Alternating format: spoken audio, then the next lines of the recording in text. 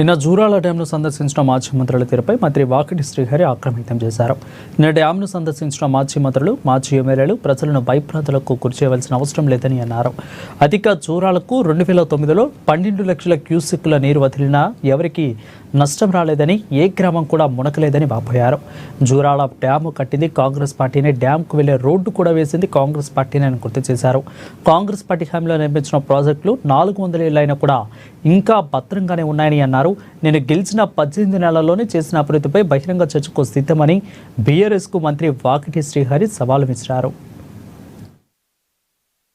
జూరాల 2009లో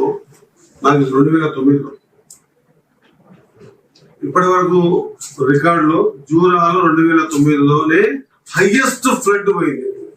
ఎంత పోయింది? 11-12 లక్షల క్యూసెక్కుల నీళ్లు వదిలినాం. జూరాల 2009లో 12 లక్షల క్యూసెక్కుల నీళ్లని వదిలినప్పుడే మరి ఆ రోజు ఏ గ్రామం మునగలేదు, మరి ఎవరికి నష్టం జరగలేదు. కొంత పంట పొలాలు నీళ్లు ఇది ఎక్కి పారితే పంట ఓటు పరంగా ఎక్కి పారితే పక్కన ఉన్న పంట పొలాలు దెబ్బతింది. మరి 12 లక్షల క్యూసెక్కుల నీళ్లు పోయేటప్పుడే జరిగేది ప్రమాదం.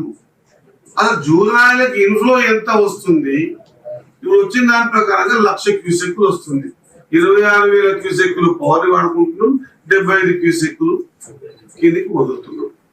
ఇప్పుడు మనకు స్టోరేజ్ ఉండాల్సింది 9, మనకు ఉన్నది దాదాపు 7.2 స్టోరేజ్ ఉంది.